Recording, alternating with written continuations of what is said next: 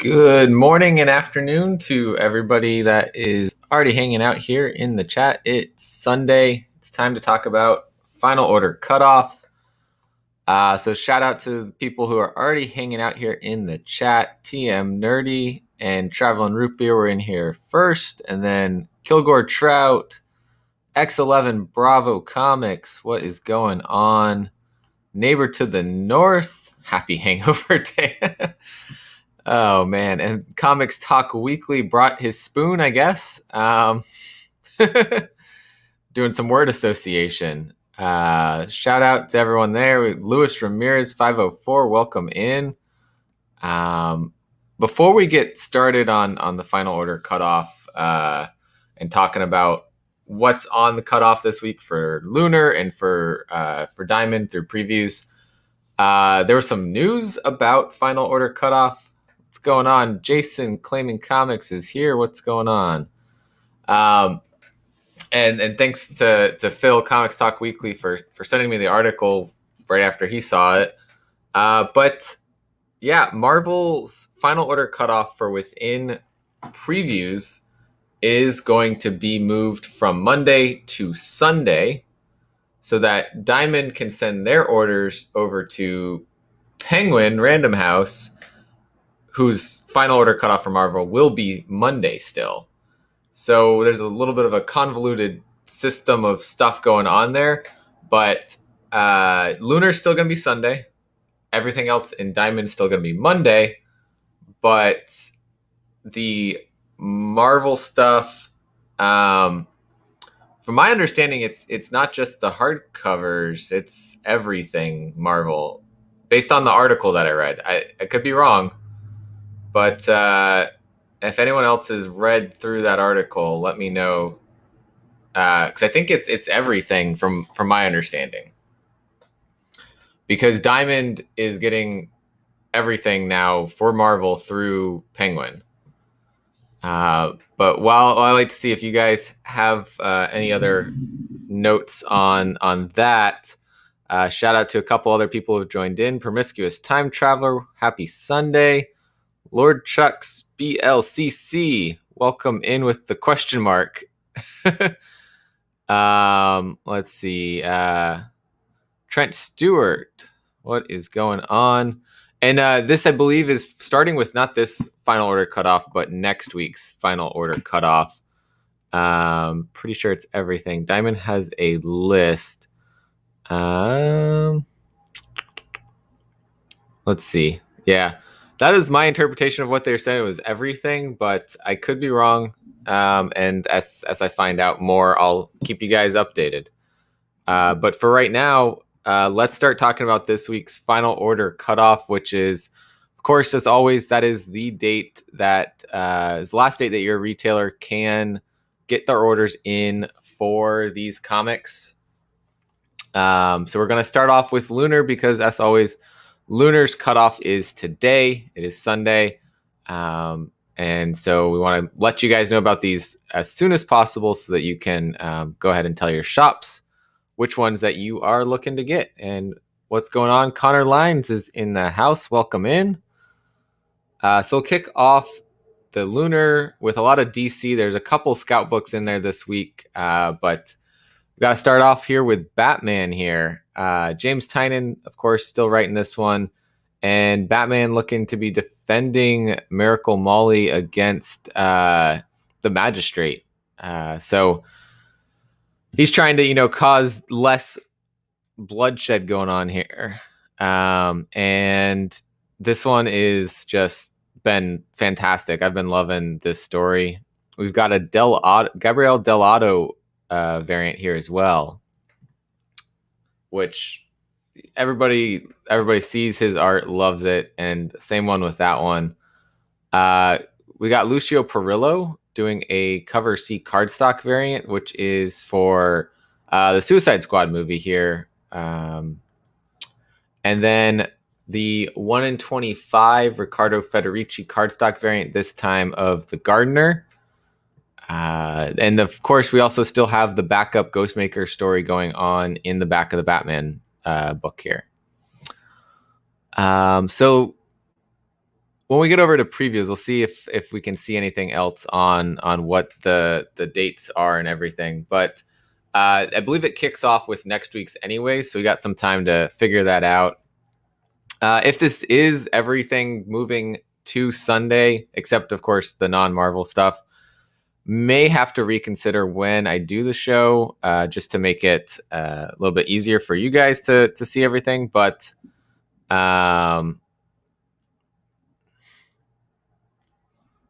let's see. Promiscuous Time Traveler was reading through the article. Sunday, the 11th of July, with the cutoff being midnight or 9 p.m. or 5 a.m. the next morning BST. Diamond will continue Monday, FOC for non-Marvel, Penguin Random House, DC Scout titles.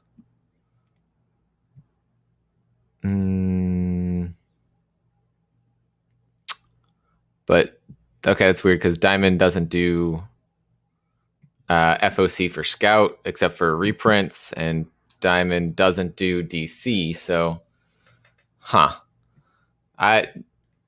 yeah, we're gonna have to figure this out because I did try to get see if Lou wanted to come on. I don't know if he's going to pop on here or not because I really wanted to see from the retailer perspective, if what this is going to do for them. But I haven't heard if he was going to make it or not this morning. He's probably still sleeping. But yeah, we got wacky comic distributors here. Yeah, that Kilgore. That's why I read an article as well. I didn't read it straight off of Diamonds, and I hadn't gotten time yet to read through Diamonds what they say. So we'll get over there. We'll get to it once we hit over to the Diamond stuff. We got some trade paperbacks in here for Lunar as well. Another ongoing here, miniseries rather. Batman: The Adventure Continues, Season 2, Issue number 3. Alan Burnett, Paul Dini writing this. Ty Templeton on the art and Stephanie Pepper on this cover here. From what everybody that I've heard that's read this, especially the original series, they've loved it, especially with the Adventures Continue being a great story, and with Paul Dini in the writing mix there, that's got to be a good combination. We have a Chan Chow cover here as a cover B cardstock variant, and we got Comic Crack in the house. Welcome in. Yeah, this is a nice purple cover. You don't see too many purple-focused covers.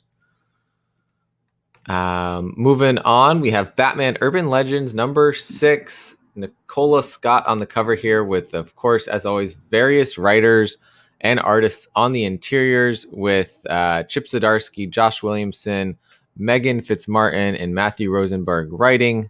Eddie Barrows, Marcus to Trevor Hairsine, Belen Ortega, and Chris Sprouse doing the art on the interiors. Let's see. Be interesting whether retailers will just as well to buy Marvel from Diamond besides adding. See, and that's the thing that I want to get the retailer perspective on, is because, yeah, we get a third shipping cost if you order from Penguin versus just keeping your Marvel orders through Diamond.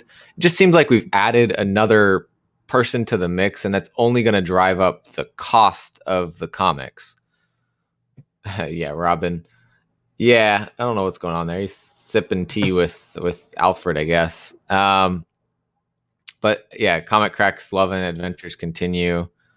But yeah, the shipping cost is got to be something that's going to eat into the retailers. Batman Urban Legends is on a cover B here with Jay Anceloto as well. And then there is a cover C by Edgecure, which that's fantastic art there for Black Canary. So anyone who's a Black Canary fan may want to look at this one.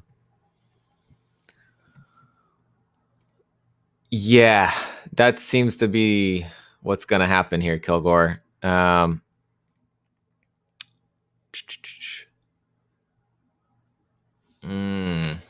hope not. What's going on? The Real Manos, welcome back. Thank you for watching on your break.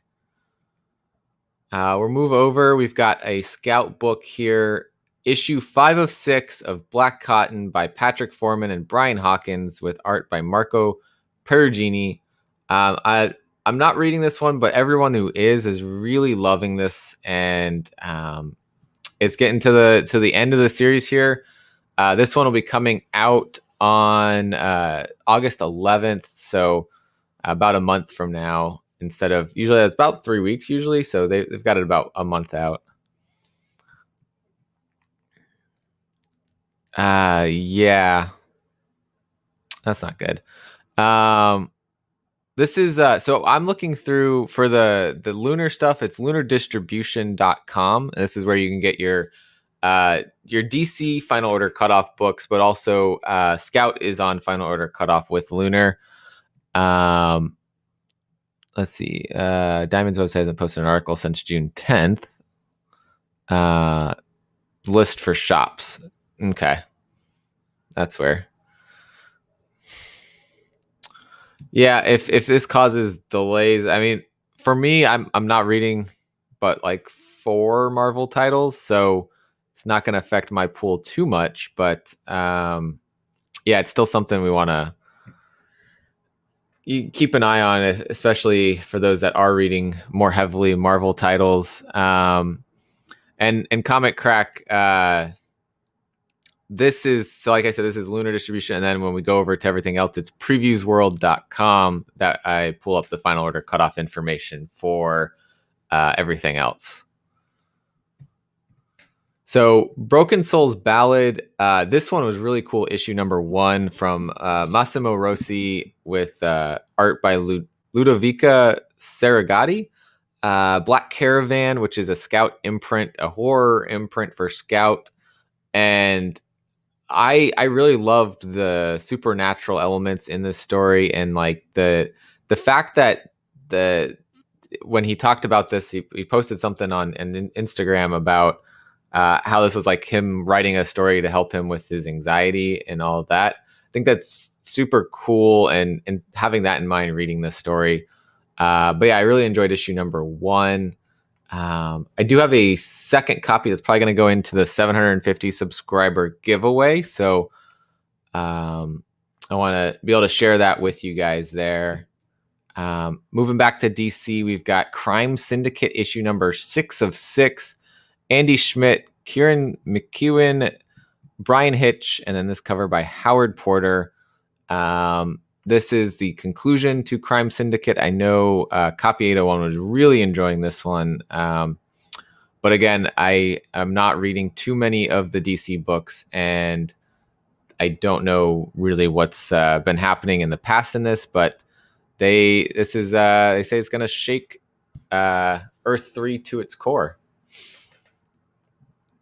There is a cover B by Evan Doc Shaner, just kind of homaging in a different sort of way the Action Comics number 1 with Superman holding the car, but we got evil, I guess that's Ultraman, and he looks like he's doing some bad things with the car this time.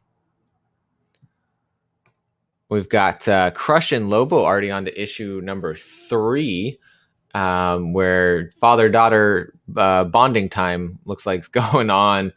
And I wonder if they're really, I don't know if they've ever really fully said who her mother is. So I'm wondering if this series will end up bringing that up. I know there was, fan rumors and fan speculation, but yeah, this is a cool cover though. Like they're at almost at a rave or something. Kerry Randolph doing the art on that one.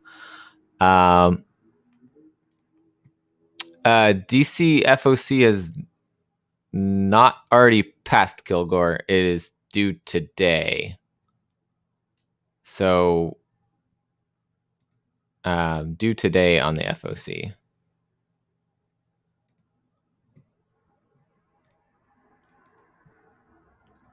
There is a DC Comics Girls Unite box set here.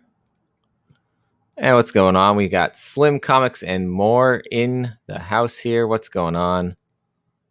Moving over, we got DC Horror Presents The Conjuring, The Lover, number 3 of 5. Bill Sienkiewicz on the cover art here. Interior story by David Johnson McGoldrick, Rex Ogle, and Tim Seeley. All of you that are fans of The Conjuring, I think this is a story not to miss there. But I don't know if anybody who's not watched The Conjuring understands what's going on here, or if it's a good story separate from understanding the Conjuring universe. That's why I didn't pick it up, only for the fact that I have not watched the Conjuring movies. But these cool cover B movie poster cardstock variants are super cool. And for those that like collecting the VHS tapes and poster movie homages, that kind of thing, this is a book to pick up for that reason.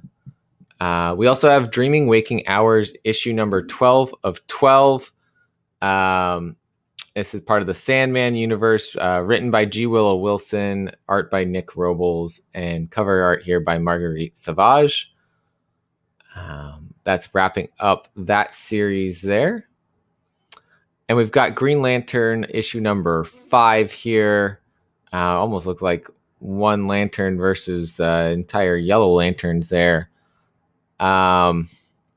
We also have a cover B, which looks phenomenal, by Juliet NECA. That is some awesome art there of Joe. There is also a Suicide Squad movie cardstock variant here as well.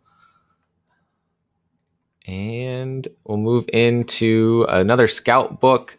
The Impure, issue number 1 is getting a second print, and this is a non-stop book, meaning that this is an issue number 1, and then they try to get you hooked into it and go on and do the issue number, the rest of the issues in a collected volume.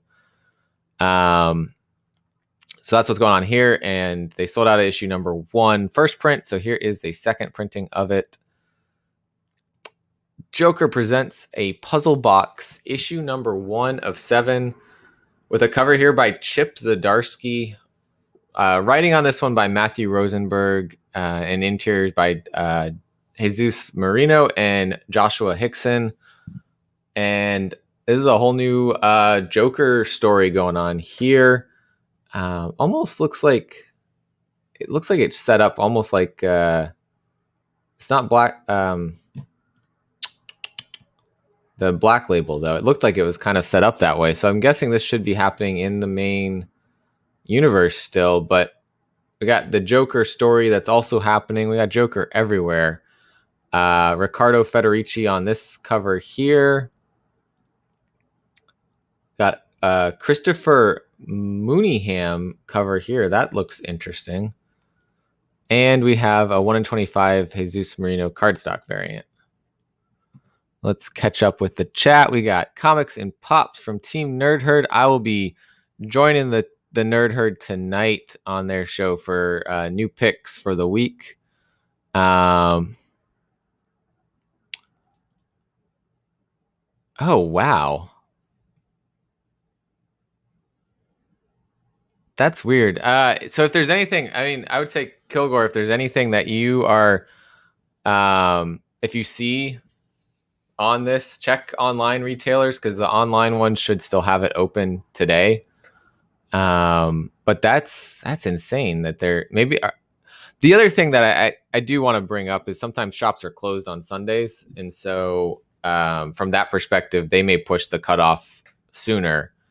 I have thought about pushing to the next week's cutoff for DC, but it seems to like that would be more confusing for everybody watching, that we're talking about books due later. But I don't know. Let me know what you guys think in the chat. If you think it would be better to talk about the following week's FOC for DC, or I guess for Lunar, or if we should keep on with the current stuff that's the same week as the previews. TM Nerdy's going to get Joker Puzzle Maker. Oh, nice. Thank you, Jason. That is awesome. Yeah, Jason is going to be donating some books to the giveaway, which is super awesome of him. So thank you, Jason. But Impure Issue number 1 is going to be one of those. No worries. We're not at 750 yet. Oh, man. Welcome in, Louis Logics. And I'm sorry that you did not get anything good in those back bins. Yeah. Broken Souls Ballad is going to be a mini series.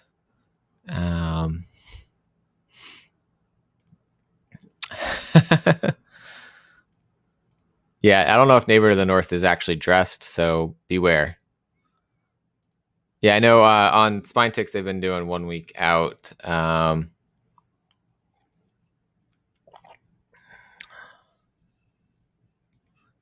That's my So I think the combined forces of watch the FOC by Phil on Spine Ticks, and you'll get the DC FOC for the week in the future. And then I'll keep doing the lunar FOC the day of here, and then you get the combined forces there.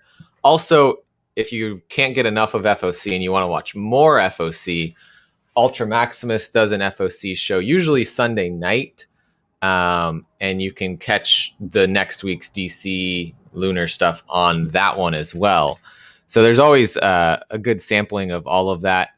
I like to be able to show everybody all the covers and stuff. So I think drive safe, Louis. I think I will. I'll keep doing the current. So the combination there should get everybody caught up on everything. But we'll keep moving here with Justice League number 66. Brian Michael Bendis and Ram V. Ram V doing the backup story with the Justice League Dark storyline. Bendis on the main Justice League story, covered by David Marquez. Not one I've been reading, but it's an interesting team that I kind of want to pick up some trades for later on and see.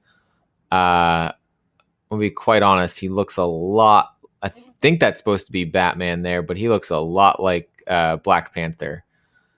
Alexander Lozano on that cover B cardstock variant. Let's see. I need all of the FOC. Yeah.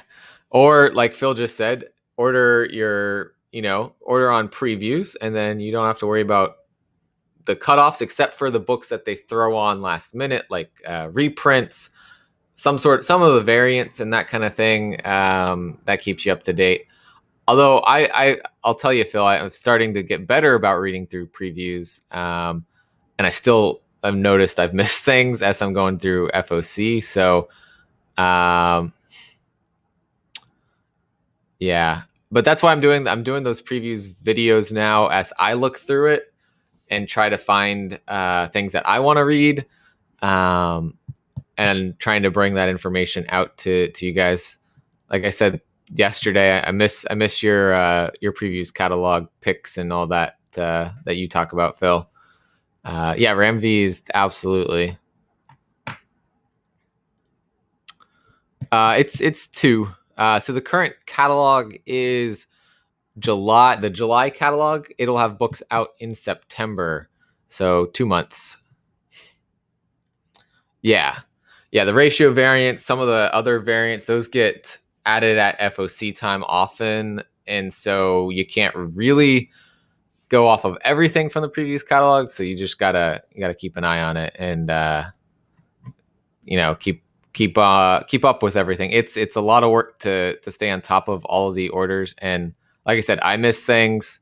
I'm sure Phil also Ultra probably doesn't miss anything. He's on top of everything, but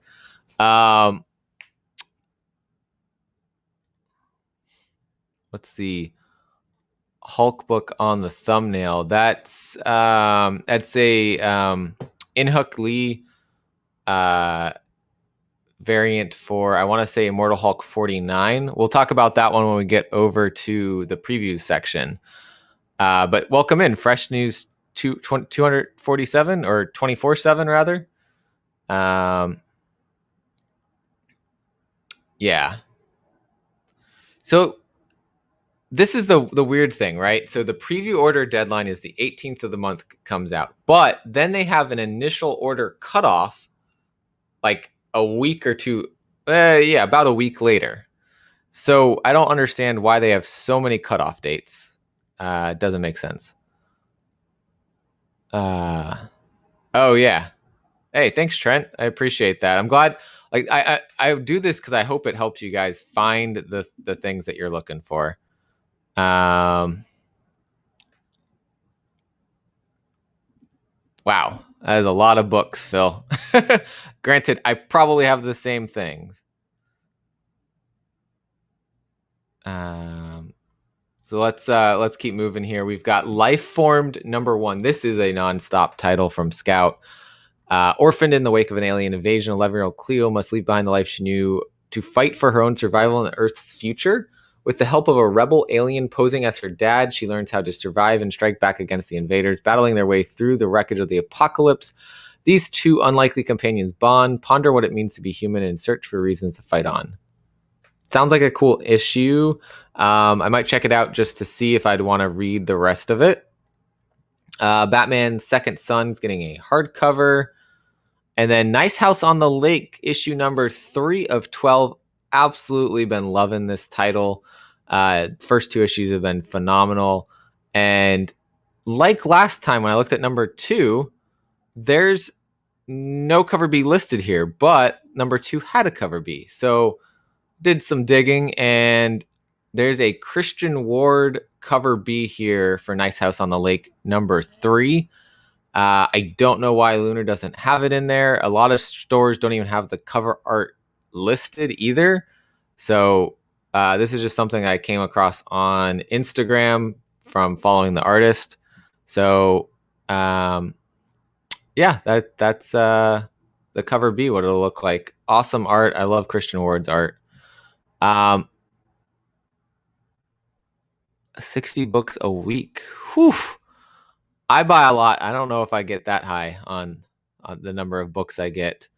I do not have a store. I just do this as a person buying comics. Sometimes I have a store owner on here from Aegis Comics of Alaska, who's I've got their information down below. You can order from them online. You can set up a pool box with them online through previews. And I got a discount code down there too as well. Let's see what else is going on here in the chat. But from what I understand, Nice House on the Lake has been selling pretty well. Phil is around 25 books a week.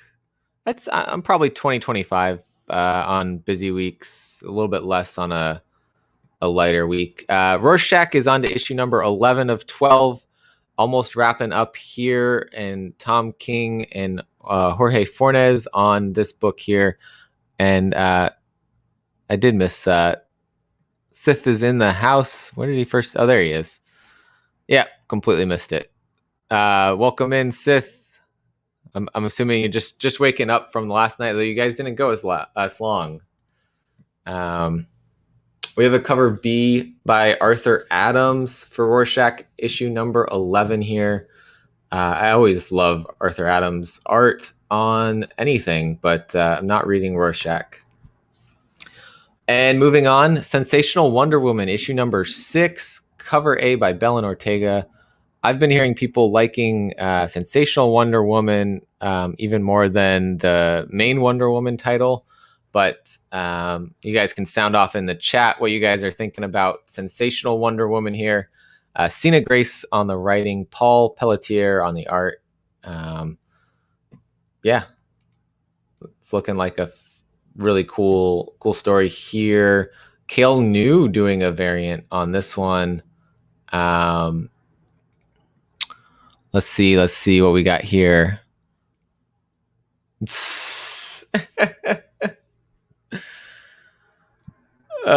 Right. I do a lot of reading at home, but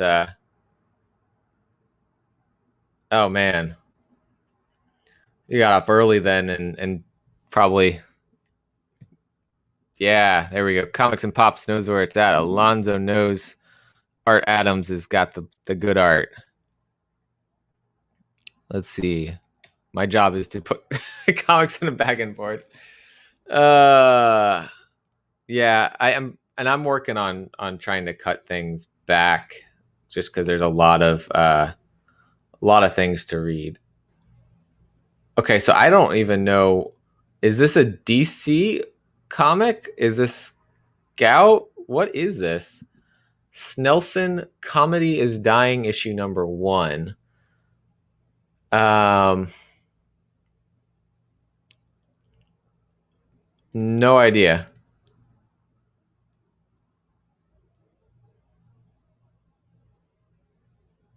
I've never seen this before. So if anybody knows what that is, who's publishing that, there's no marking as if it's Scout or DC.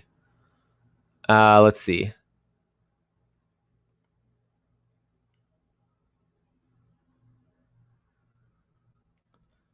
Let's see. We got Stake issue number 6 from Scout Comics. I've been loving this one as well. We got to talk to David Byrne on the channel a little ways back, and issue 5 was supposed to come out it's supposed to come out this coming week, but now from what I'm seeing on the previews catalog, it might not be. So I might have to check, see if let's see real quick. Wait. Here we go. So let's see if this week they've got it coming out from here. Nope. So I don't know when it's coming out, actually.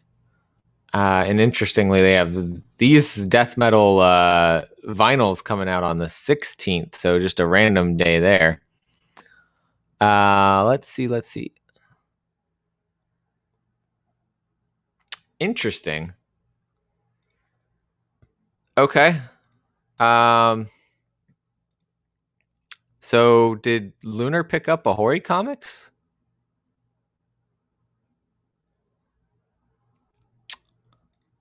Yeah, I mean it's one I'm not looking to pick up, but that's very interesting. There is a kind of 1 in 10. You got to order 10 copies of cover A, and then you can unlock unlimited copies of this cover B. I think this was originally planned for issue 5, and they didn't update the thumbnail image here for issue number 6. But then we've got back to DC. We've got Suicide Squad issue number 6 here. Robbie Thompson writing, Dexter Soy, Eduardo Pensica on the art. From what I understand, this has been very interesting. It had the crossover with Teen Titans Academy, which was odd, and we had Red X in there. But yeah, Bloodsport's first mission with the squad goes pear-shaped as the crime syndicate captures Amanda Waller's agent. So it looks like we got a different crossover. We got the crime syndicate crossing over with Suicide Squad. We've got a Gerald Perel cardstock variant here, which looks super dope. And we've got, of course, the Suicide Squad movie cardstock variant as well, right there. And kind of wrapping things up here, Superman and the Authority is on to issue number 2 of 4. Grant Morrison doing the writing, which I think could be pretty interesting, and Mikkel Janin on the art. But again, I'm not reading a lot of DC, mainly because I'm reading so many independent books. Might be something that I would check out in a trade, though, just to see what this is all like. Let's see. I didn't know there was a free documentary on YouTube about Claremont's X-Men.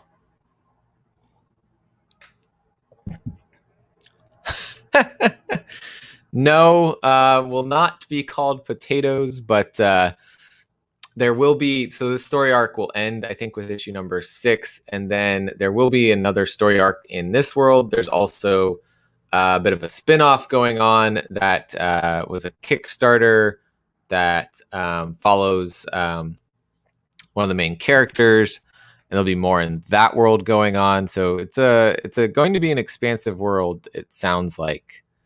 How much money did I save by not buying 30 books? Let's see. Suicide Squad is the backbone of the storyline right now. Cool.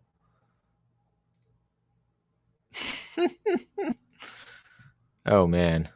Oh, so that Chris Claremont X-Men documentary just popped up and suggested. Interesting. Team Nerd Herd. Well, I don't know what time zone you're in. So there's the review that they're doing tonight. I want to say that's at, I don't know, Alonzo, if you're still in the chat, comment on the timing. And then they're on later tonight at I think 10 p.m. Eastern when I'm joining them to talk about the picks for New Comic Book Day this week. So yeah, Swamp Thing on to issue number 6 of 10. Ram V writing this one, and I've heard nothing but great things about his writing in this. He's well suited for this book, and it's a different Swamp Thing, so if you're worried about not knowing the original one, that could be something to help you there. Other shows, I don't know if whatever the Power Pack kids turn their name at Future Specs. I don't know if they're still doing something. And then you've got East Meets West on somewhere in there. So many shows happening. It's hard to keep track sometimes. Let's see. Welcome, Francisco Pinto from Guadalajara, Mexico. Awesome. So that's Lunar. We're going to switch over to the previews catalog here. So right now, all I can see is orders that are due on Monday. So nothing's changed for this week on here. Marvel's still showing up everything on Monday. We'll see what happens when they do. Let's see. I can see something else here. I don't think this will change until next week, from my understanding. I wonder if this will have, July. Well, let's see. Instead of 19th next week, we'll have a July 18th and July 19th. That's what they'll do. But we'll see. We'll take it week by week and see what they're doing, and then figure out what I want to do here. And they say, note, the list of comic book titles from publishers is not finalized until after Friday, 1 p.m. each week. So doing FOC prior to Friday at 1 p.m. Is kind of pointless because they're going to have changed things up by the time we actually hit Final Order Cutoff. So something to keep in mind. For Image Comics, we've got Commanders in Crisis, issue number 11 on Final Order Cutoff. And it was one that people, I thought was going to be really good. I liked it, but was one I cut just because of number of books, and I think it'll be better read altogether in a trade. Only 2 covers this time, but we're coming towards the end of this series. Oh, wait, no, 3 covers. There's a Kalita cover here, Christina Kalita, which is actually a really cool cover. Let's see what else we got. Let's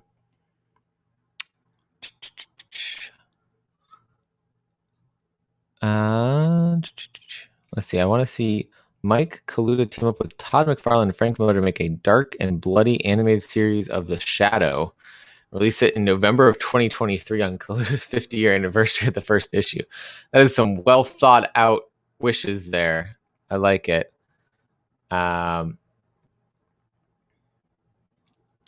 Moving over, we've got Firepower. issue number 14. Robert Kirkman, Chris Samney, and Matthew Wilson on the colors. I read issue 13, and it definitely has me still wanting to read into this new arc. So figuring out what's going on with these serpents is going to be an interesting new story arc there. Geiger also on here, issue number 5 by Jeff Johns, Gary Frank, Brad Anderson. It's going to be interesting to see where this story goes from here. I did not like issue number 4 as much as issues 1 through 3, but I've overall been really enjoying the world that they're building here. And you've got so many cool covers that they've got going on for Geiger. You got your pick of what kind of art you want to pick up on the cover of your book. But allies are a different kind of enemy. Geiger's quest to find sanctuary takes him deep inside a remnant of the old world and face to face with the desperate survivors within. When a heartbreaking discovery puts them at odds with Geiger, an ancient warrior is awakened with one mission: bring down Geiger, dead or alive. So him and the kid that he picked up were on the move, and they came across a new people. From my understanding, Geiger is ongoing. No plans specifically for like cutoff at issue 6 or 12 or anything like that from the thing. But knowing how they do things with Image, there'll probably be a slight break after the first story arc, which may be issue 6, or they may take a break from there. Or they might just keep going, no breaks at all. But I think Noctera might be getting a break with issue number 6. But yeah, those are the Geiger covers. We've got Good Asian, issue number 4 of 10. I did not pick this one up because I'm not too big into the genre, the noir style that they've got going on in this one. But reading it, I think I'm really enjoying this. From my understanding, I think Sith will be in that one at some point. We've got Good Asian number 4, a cover B by Awanki. That is some cool art. I definitely like that art there. We've got Hey Kids Comics Volume 2, Profits and Loss number 4 of 6. Not one I've been picking up either. I didn't even know about the Volume 1 whenever that had happened. So, okay, so X11 is going to be reading Good Asian then. There we go. Inkblot, on to issue number 11. Emma Kubert, Rusty Glad doing the story and the art on this one. I just love this cat. The cat watches as 10 children bury their parents in a primordial forest. It catches the eye of Enos, the youngest, whose curiosity leads him on a merry chase for the cat, which ends with the family being cornered by the beast that killed their parents. That sounds like the cat is causing some more chaos. I love this cover. I don't know how long this story is going for. I think there was a slight break after issue 6, and then we had the second story arc here. Yeah, the Firepower cover looks great, Kilgore. Absolutely. But yeah, this is just always a fun read for me. And we've got a new series here from the team that brought us Middle West, Scotty Young and Jorge Corona.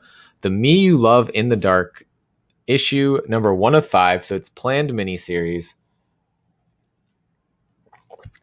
And it's about an artist named Ro who retreats from the grind of the city to an old house in a small town to find solace and inspiration without realizing the muse within is not what she expected. Fans of Stephen King and Neil Gaiman will enjoy this beautiful, dark, and disturbing story of discovery, love, and terror. I think this is going to be a great one. I've been loving Scotty Young's storytelling. I actually haven't read Middle West, though. And I have the first trade paperback, so that's something I'm going to be working on soon. They did announce, and I don't know if it's in here or not, they did announce a 1 in 25 from Scotty Young. Let's see. Well, that's not images. This is the 1 in 25 by Scotty Young here. There are a bunch of different variants going on as well. I know Scotty has one on his website. Then there's these here by Ivan Tao. But yeah, looks potentially like a good one to pick up and read. But let you guys comment off in the chat there. I love cats. Yeah, Inkblot.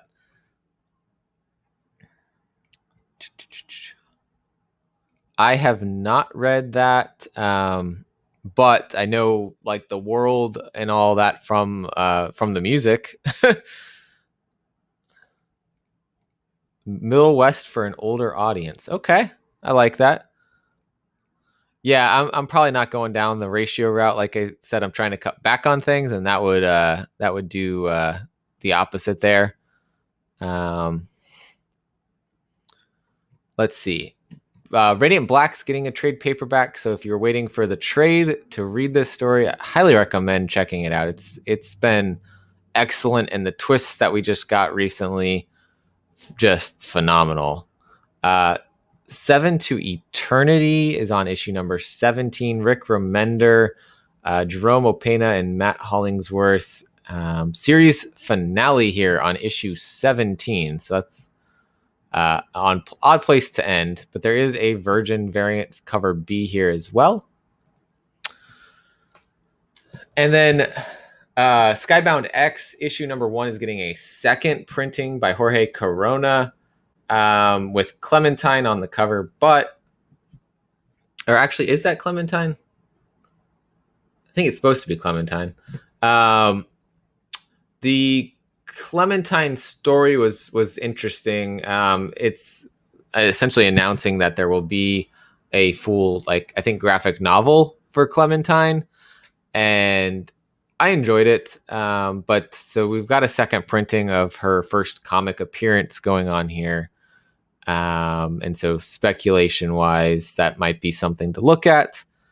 I won't be picking that one up. I just wanted to read the story. But our main story of Rick Grimes 2000 is concluding in Skybound X number 5. And this is the last Skybound X title here. David Finch did this cover. We've got stories also about the 6 sidekicks of Trigger Keaton and Gasolina. Also, something completely new from Robert Kirkman and Jason Howard. Secrets. So, I think each issue is having a I think there's something new, either new for the main thing or new from some other story. But first appearances across the board. So collector wise, speculator wise, this is Skybound bringing everything to get you enticed. Let's see. There's probably, I know there were ratios on the issue number 1. Oops, I gotta go okay, so maybe not ratios at issue number 5, or none that are displaying properly here at this point. Some Radiant Black love, and yes, often from titles that already exist, except maybe issue 5 will be something brand new completely. Yep, number 5, I assume that was going for. But yeah, so something that is in one of the Skybound X issues is Stillwater. And I've been loving this story by Chip Zdarsky, Mike Spicer, and Ramon Perez. Ted loves to welcome new visitors to Stillwater and show them around. That's too bad for Faith. So we'll see what's going to happen going forward in this story. There is, like I said, a story in Skybound X that's going to talk about Stillwater as well.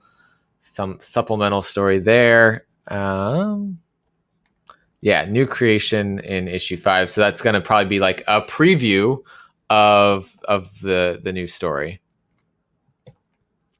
We'll see what people end up calling it.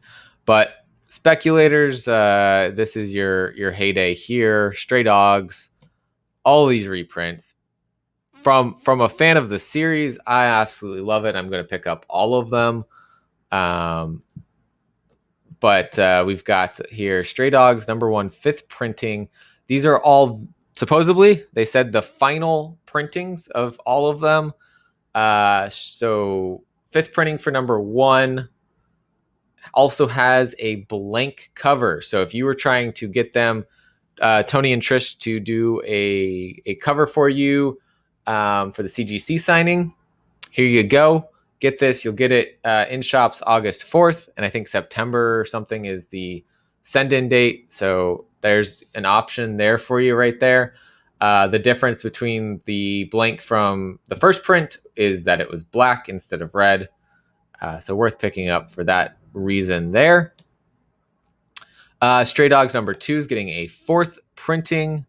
Yeah, we've got 28 Days Later homage going on in one of those. We've got a 4th printing for issue 3.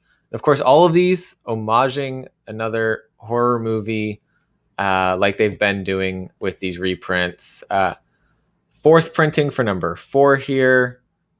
And then the 5th printing. So all the second prints have been this some sort of red cover, Trish was saying. And so for this one, looks like they collaborated on this cover and made a red cover here with Sophie on the cover.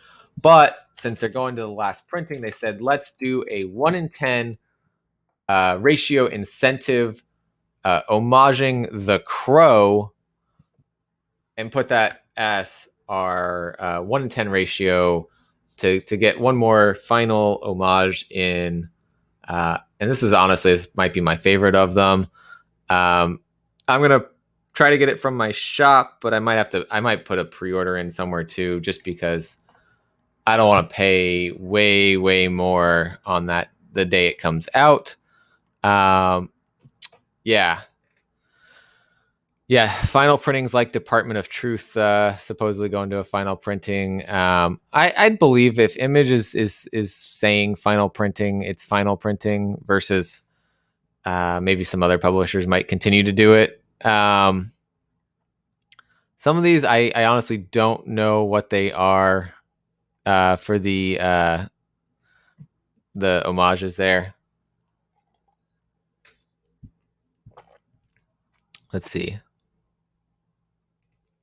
I got all the printings of the first, including the upcoming 3-book set. I couldn't go for the 1 in 25, 1 in 50. I didn't want to pay that much. I just got the cover A reprint for that 6th print for Department of Truth. Yeah, it's cool to be able to get a sketch cover. Yeah, I think 20, 25 is probably reasonable. I wish that wasn't the case. I wish 10, 15 was reasonable, but yeah. They want to get all these cool homages out. And I'm really enjoying them. I'm not a big horror movie fan, but I love it. That is terrible. If it's on your pool list, it should be cover price. I'm sorry. That's garbage. I would tell your shop, hey, next time I'm just going to pre-order everything online and you don't get my business. Because that's garbage. We got another new one here from Image. Trover Saves the Universe issue #1 of 5. Tess Stone writing and drawing this from co-creator of Rick and Morty, and that looks very much like a Rick and Morty book right there. I'm probably going to pass on this, though. This doesn't seem like a must-read for me, even as I am currently watching Rick and Morty a little bit. Yeah. And then Two Moons is getting a trade paperback for issues 1 through 5. I love this story. It was phenomenal. I believe it seems like there's going to be a return at some point. If you look in the previous catalog, it lists a volume 2 trade paperback for like sometime in March of next year, which is weird, but I think eventually we are going to see a second volume coming out. And then Walking Dead Deluxe, we got a cover A and a cover B for issue number 20, which, how are we on issue number 20 of Walking Dead Deluxe already? I don't think it's been that long. It must be coming out, maybe it's every other week. I don't know. Let's see. Everyone's sleeping on B stores. TM Nerdy saying here, tell your shop you're getting 40% off cover from your subservice now, so goodbye. Yeah. I bought a 1 in 50 this week of Phantom Ranger by Chew. That one hurt the wallet. Cover is badass though.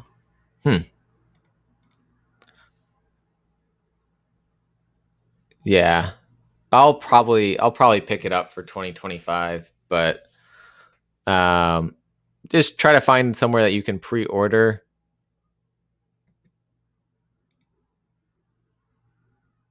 It'd be like, no, you guys decided to up the price and take it from me.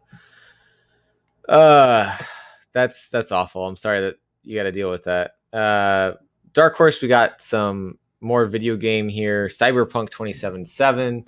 You Have My Word, issue number 2 of 4. Bartosz Stybor and Jesus Hervas.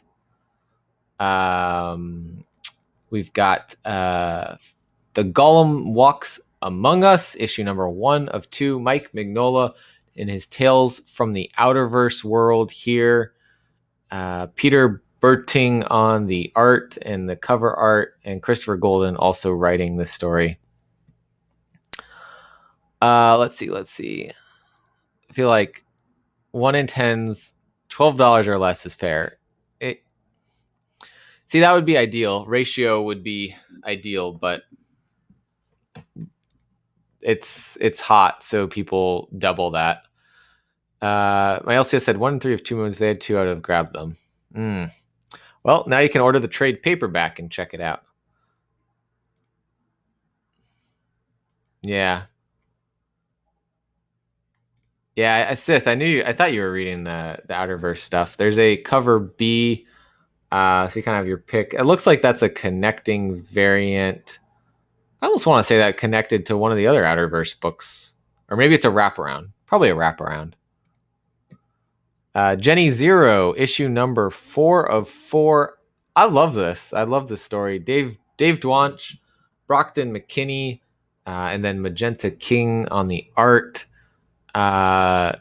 This is such a cool, different type of kaiju story.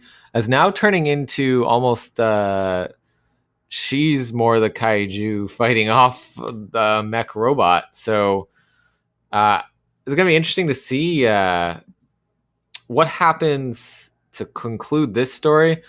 And if it concludes where it looks like it's heading, I imagine we'll get a second volume. But 4 of 4 ending that right there.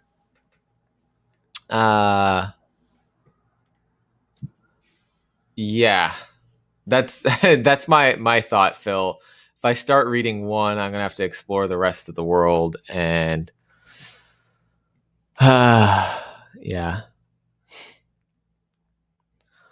The other thing, if you order early enough, or if you have a good shop who will secure prices and that kind of thing, that's the key. Jenny Zero is a lot of fun.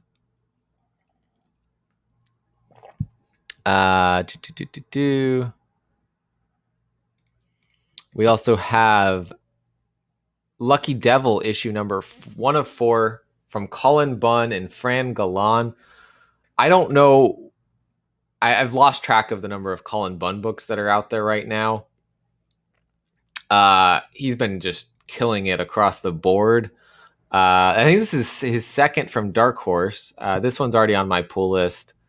Down on his luck, Schlub is possessed by a malevolent demon. Just when he thinks things can't get worse, the exorcism goes wrong, and he finds that somehow he's retained all of the entity's supernatural gifts. After a path of revenge on all the people that have wronged him, he begins to gather worshippers and form a cult.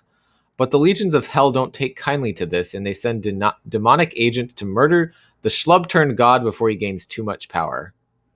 Like, this just sounds like an insane book. I don't know how he keeps coming up with all these great ideas, but I'm excited to check this one out. Art looks sick. Parasomnia. See, Parasomnia, I just didn't get what was going on exactly. I liked part of the story, but other than the fact that I knew there was a dream world,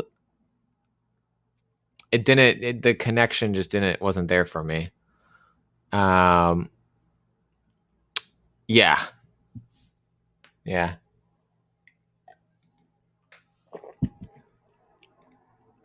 Mafiosa's got a trade paperback with art by Jenny Frison on the cover, which that's super cool. I don't know anything about Mafiosa, but that's an awesome cover for a trade.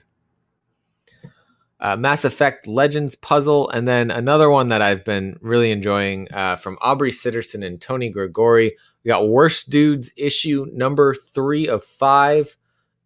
This book contains odious language, wanton drug use, willful violence, unabashed lechery, and generally loathsome behavior. It's okay with me. I really been enjoying this. This got some like Space Bastards type vibes to it. And Tony Gregori, I had him on the channel recently to talk about the Kickstarter for Dust Pirates, which is still going on. So it's worth going back and checking out that interview and checking out the Kickstarter. But we did briefly talk about the Worst Dudes while he was on, and this is just a fun read.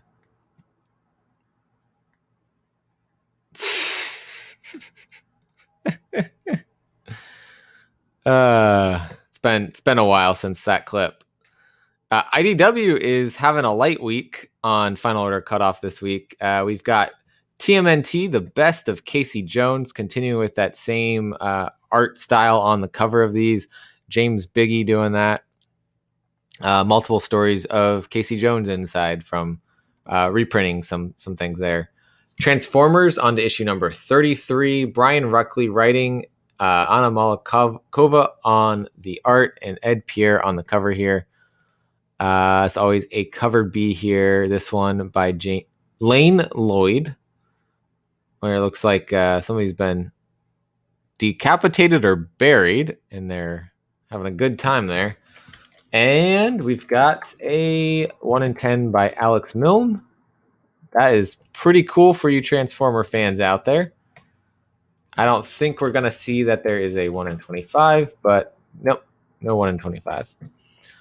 But we do have a new Transformers series, Transformers King Grimlock, number 1 of 5.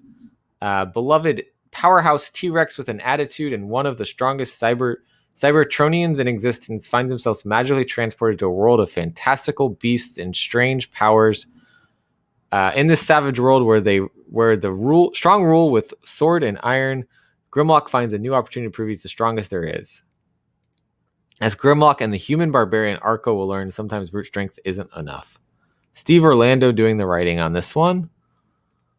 And a cover B here. We got Agustin Padilla. And let's see what else we got. A 1 in 10 by Mateus Santoluoco. Looking like a badass there. This almost looks like Transformers goes into D&D world. That's what I'm seeing. We got magic. We got dwarves, barbarians. That's what I'm taking this story to be about. And that's all there. Let's see what you guys are saying in the chat. Yeah, she can drink you under the table and take down a kaiju. Absolutely. Let's see. Still buy Transformers, but not a fan of the new runs. Okay.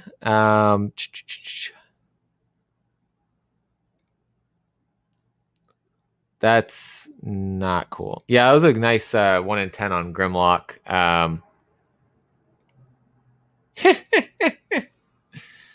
Right? moving on, we've got Marvel Comics. So let's kick it off here with Avengers number 47. Jason Aaron still writing on this one with Javi Garon on the art. World She-Hulk is raging on. Red Room is the secret furnace where some of the greatest assassins and superkillers have been forged, and now She-Hulk is its newest recruit. They're trying to rescue her from the Russian Winter Guard. Is it too late to save her from going red? Are we going to get Red She-Hulk coming? Probably. Looks like they all got new costumes. I have not been reading Avengers, so I'm not sure. We've got a In-Huck Lee cover here. I'm blanking on. I think that's Jimmy Woo, Agent Woo, on the cover there. I could be wrong, but I think that's who we've got going there.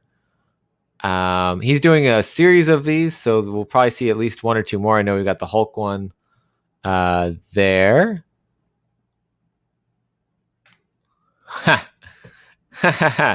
Oh no! Hopefully that's not. We're not getting the Pisker Red Room in Avengers. Oh man. We've got Deadpool Black, White, and Blood, issue number 1 of 5.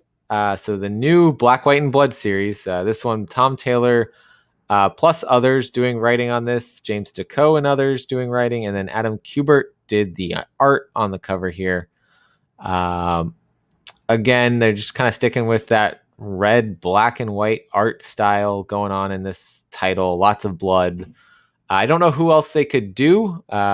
They've done Carnage, they've done Wolverine, and they've done now Deadpool. Maybe Elektra could be next. That might be the next one. I don't know.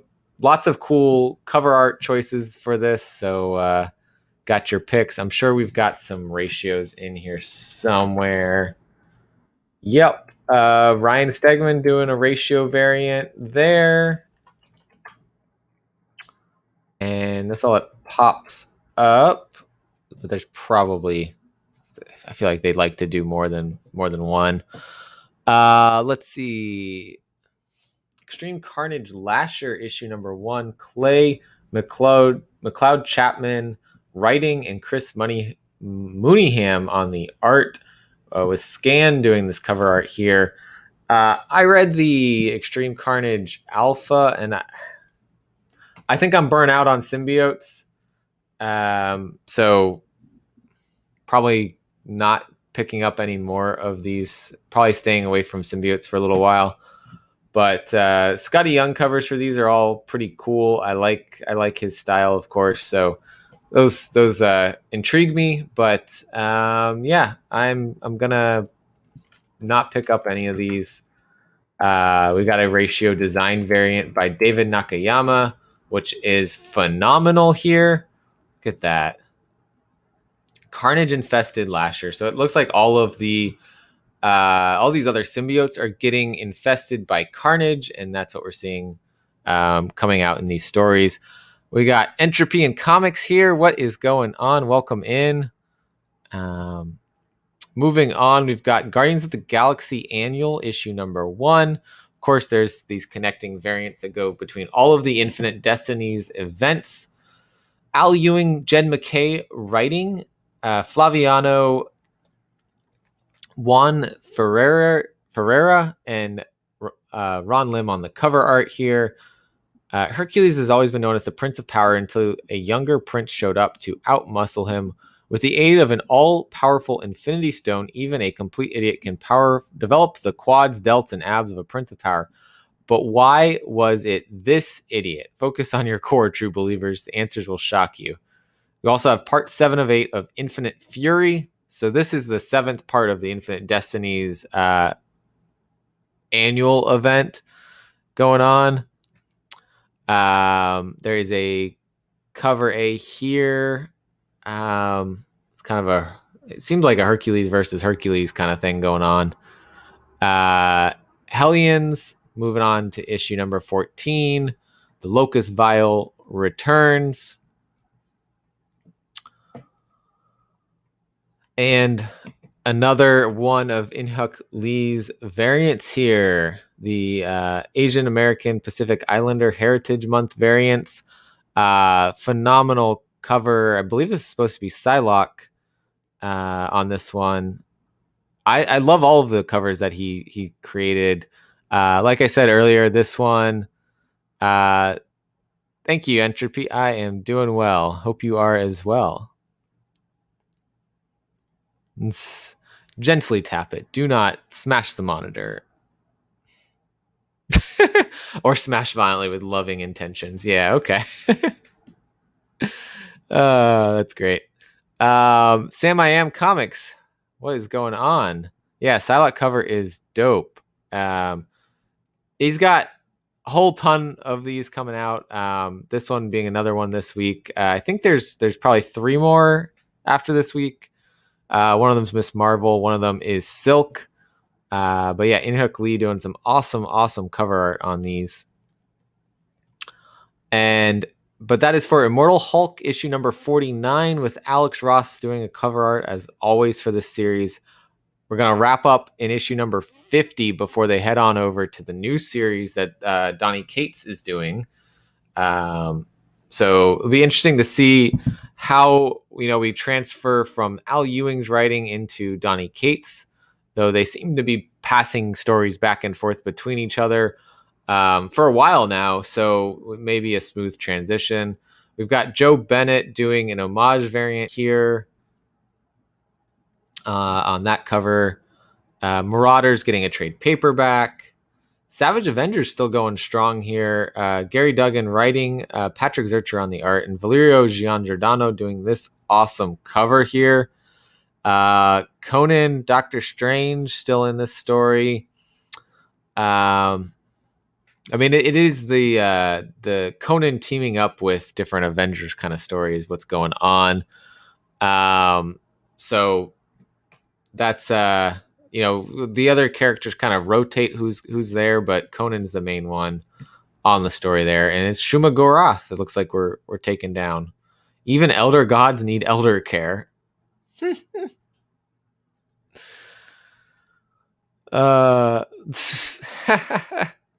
told you to smash the like button one too many times, Phil. Moving on, we've got Shang-Chi #1 getting a second printing black and white cover here with Shang-Chi versus the Marvel Universe. Issue number 2 is also getting a second printing black and white variant here as well. Lanil Francis Yu. And then Silk. I thought Silk 5 was getting maybe it's Silk 4 had the In-Hyuk Lee. And I missed seeing that. I don't remember. I thought it was a Silk cover though. But yeah, Silk 5, this is wrapping up this mini series. Enter the Demon. Silk has one chance to stop Kasha from unleashing an ancient demon god, and she's teaming up with the person she thought was going to be her enemy to bring him down. I've been actually really enjoying the Silk series. We've got a cover B. It's the NetEase Marvel Games variant. Looks like for Marvel Duel. That is phenomenal art there. I really like that. It looks like a 3D rendered thing, probably for the game. With each of these, there's been one in 25. I don't know if there's one for this issue or not.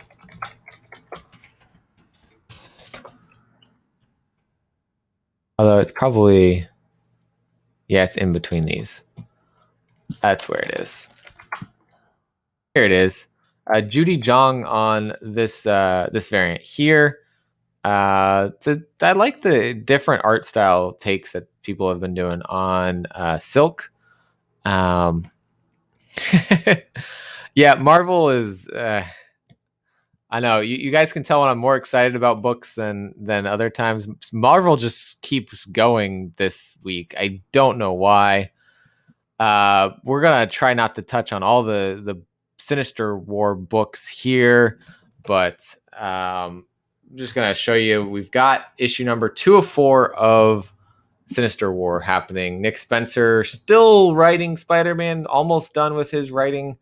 Mark Bagley on the art. Brian Hitch on this cover. This looks like probably a wraparound.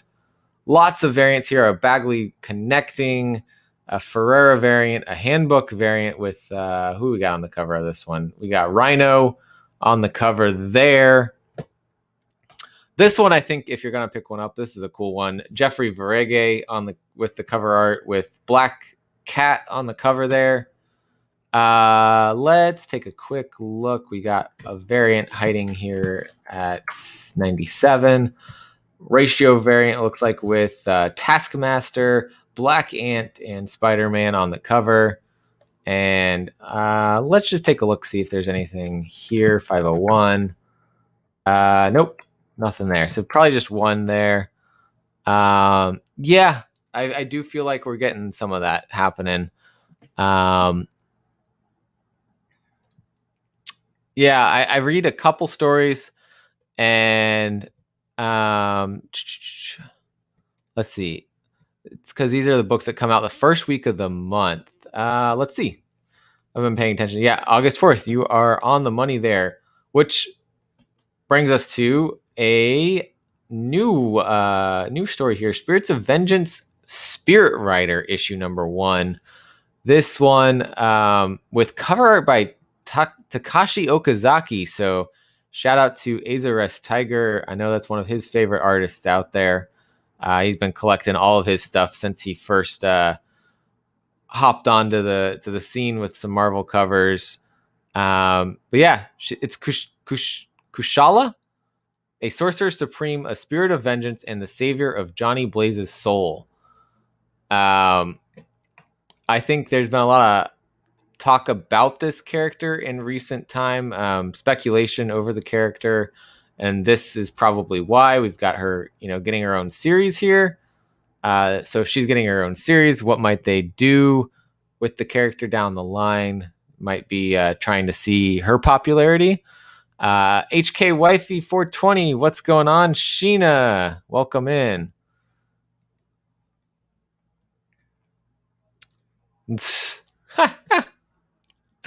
I love it. Neighbor to the North. This cover's cool too. Javier Rodriguez on the cover B. I'm kind of digging that. I'm probably not going to read this story, but some of it makes me really interested in checking it out. She does seem like an interesting character. We have a Bill Sienkiewicz variant cover here. That is popping off right there. Wow. Yeah, anything Ghost Rider is fire, including Ghost Rider's head. Ha. This does look like a very interesting, maybe one that I don't pre-order, but if it's a light week, I pick up, off the shelf. That cover A at least. But yeah, we'll keep it going on. We got Star Wars coming up here. We got War of the Bounty Hunters. We've got this is a wanted poster variant. They're doing a series of these variants here. But War of the Bounty Hunters, Bounty Hunters issue 15, part of the War of the Bounty Hunters story. With the cover A here. Honestly, that variant, but the poster looks cooler. We also have a Lucasfilm's 50th anniversary one here. That looks like Star Tours, right? Let's see. Keeping it moving. Star Wars Bounty Hunters, Forlom and Zuckuss getting a issue by themselves. Daniel Jose Older, the writer on Star Wars High Republic Adventures. He's getting to write, I think this is a one-shot tie-in here. There is a wanted poster for Jango Fett on the cover here. All these wanted posters by David Nakayama, I believe. I think I missed that on this one. Yep, David Nakayama doing the wanted posters. And then there's another variant for Forlom and Zuckuss here with the kind of a split profile thing going on there. And that wraps up the Star Wars part of this. And Trials of Ultraman, issue 5 of 5. Art Adams on the cover here. I know this is a Phil book right here. Loves him some Ultraman. What do folks watch after Sparks? Most Sundays, I think Just a Rican and his comics has a show going on. I don't know if he has one today. I haven't seen anything posted. And then you used to be the void there. You used to fill that void, Phil. And yes, that's probably a pause right there. What's going on? Fable Station, welcome in from the PCP Army Bad Batch. Let's see what everyone else is saying in the chat. I think you guys were on at the same time previously, so you would not be stepping on toes. I don't think.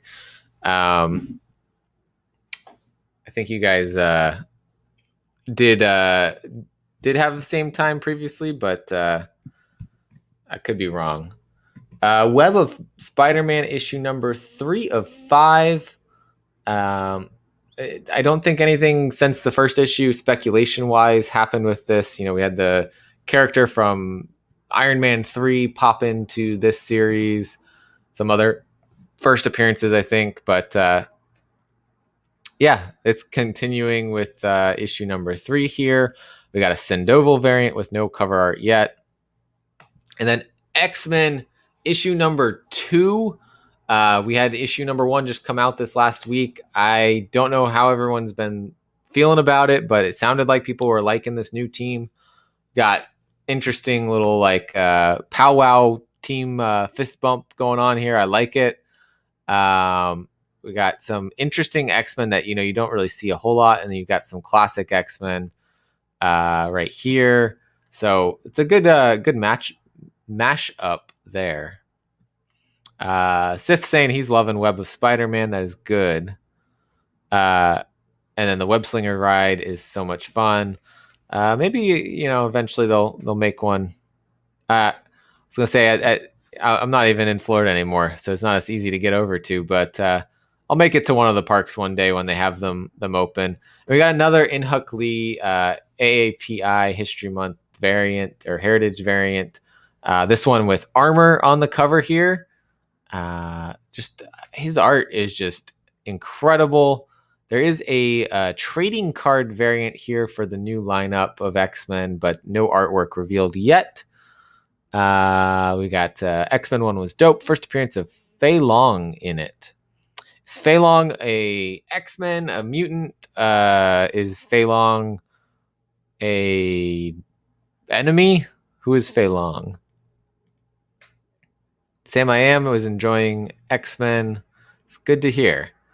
We've got Dynamite next. As always, I don't spend too much time here. Elvira meets Vincent Price. That is a new series from them. That is the only thing that is on their Final Order Cutoff this week. And we see a lot of covers for it. 9 covers, it looks like. So you have your pick, regular price ones, higher priced ones. But yeah, that is Dynamite. That's all they got this week. Let's see. We will learn more about him looking like enemy. Okay, cool. It's good to know. Braun In-Huck Lee looks awesome. Yeah. That's why I threw him on the thumbnail for today. He looks like looks like a good drawing of Braun. I always study the Marvel DC solicits, but I try to avoid the books that might fall victim to being sucked into an event. Yeah, there's too many events. DC doesn't do as many. You're right in that. So moving on to Boom, we've got Basilisk number 2 getting a second printing. I want to say they revealed the cover art on Instagram, so I don't know why we don't see it here. But second print of number 2, and at the same time going on to issue number 3 with Colin Bunn writing this one as well. Jonas Scharf on the art. I love what they've been doing with this story. I am waiting to see, how there's some questions about how they got their powers, how the Chimera came to be, and I want to know that story. I want to know the background and everything on them. But the current ongoing thing that's happening, in the comic is also really fascinating, really cool. And this is one that's I'm sticking with through all the issues. We got a Rod Rice cover B here, and I think we'll have another Albuquerque 1 in 25 featuring another one of the Chimera on this one. 5 Chimera, 5 issues. We're going to get one of those for each. We also have a 1 in 25 Rob Rice Virgin, and that is everything there. Yeah, DC's Black Label helps to prevent solicit the events popping up. Yeah, I really think it's got potential to go really good places. Yeah, you're 100% right. I don't know how he writes so many excellent different horror stories. Like, I don't know if he's just like, he has crazy dreams and he's like wakes up and is like, all right, there's my new story, and goes from there, or what's going on. But he is a horror comic writing machine right now, and I'm loving that. And I'm not even reading everything by him, but I am giving everything that he's putting out a chance, and most of them I'm enjoying. Yeah, outstanding stories as always. This one, I did pick up an extra Basilisk issue number 1 for a giveaway for 750 subscribers. So when we hit that, that will be part of the giveaway. We're at 732 right now. So if you're watching and aren't subscribed, hit the subscribe button, and we'll eventually get there. We're headed there pretty soon. And we'll be doing some awesome giveaways for you guys. Buffy the Vampire Slayer is on to issue number 28. Justine Franny on the cover art. Her art makes me want to pick up and read Buffy the Vampire Slayer, but she's only on the cover, so that stops me. I don't know if I saw Empty Room. Was that like a little ways back? I feel like I've come across it, but I'm not 100% sure.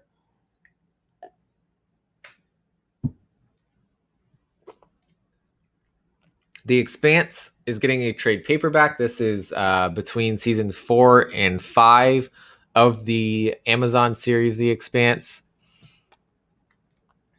Okay. Yeah, and it became a film. Empty Room became a film. Okay, cool.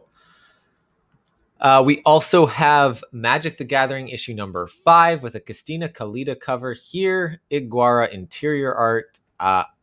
I knew nothing about Magic the Gathering, and I have been enjoying this series a lot. We've got hidden Planeswalker variants. Usually there's several in a blind bag, so you kind of got your risk of what's going to happen. We got a blank sketch cover here for cover C, and then we go through the usual ratios here. A 1 in 10 by Iguara. Always featuring somebody different on the cover there. And then a 1 in 25 by Ario Anandito. And a 1 in 50 version of Ario Anandito's cover. And that's probably it. No. Oh, geez. Why do they do this?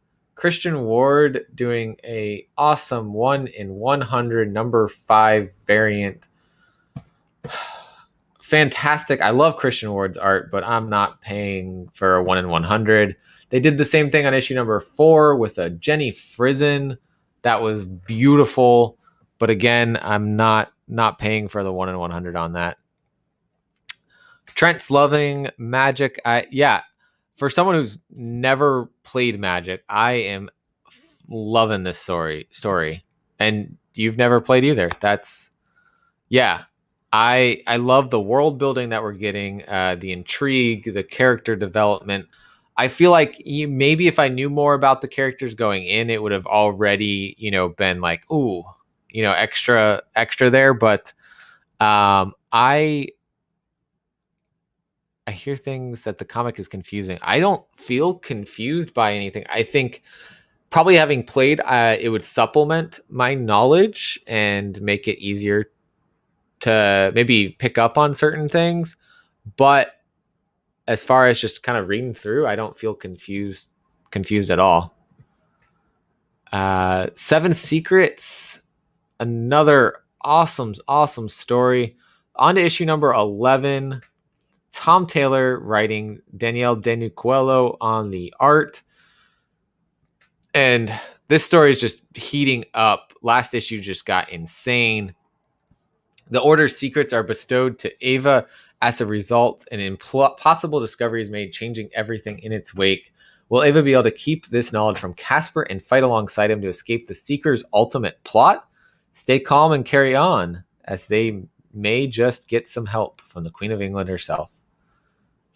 This week we've got issue number 10 coming out on shelves. So this is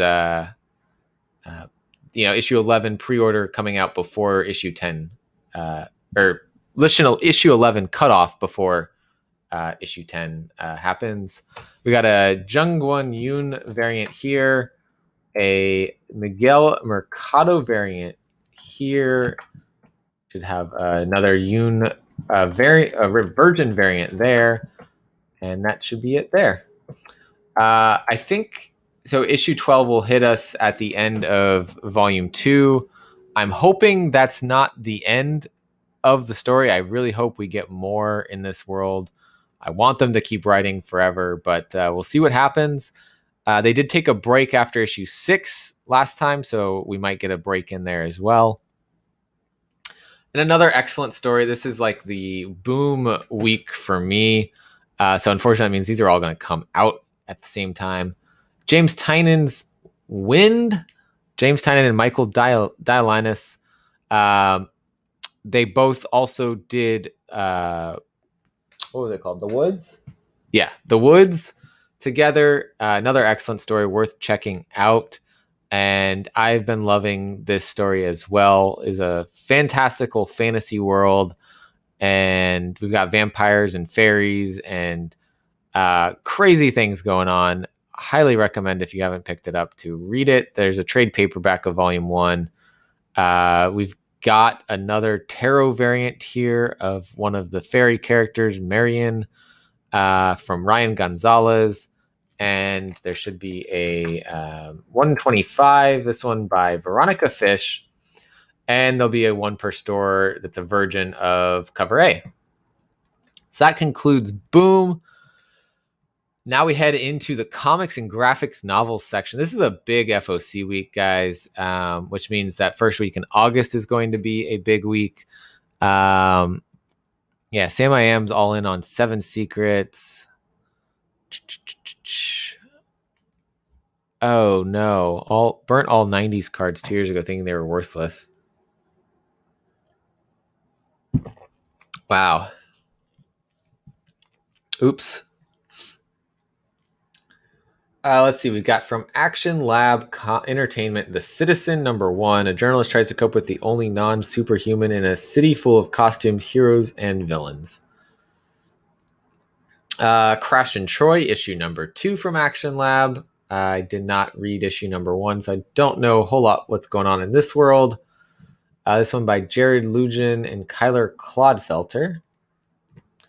Humanoids putting out a hardcover first-degree crime anthology. Multiple people doing the story in here, featuring Eisner Award winners David Walker and Michael Lark. And then one I really enjoyed, God Killer, Tomorrow's Ashes.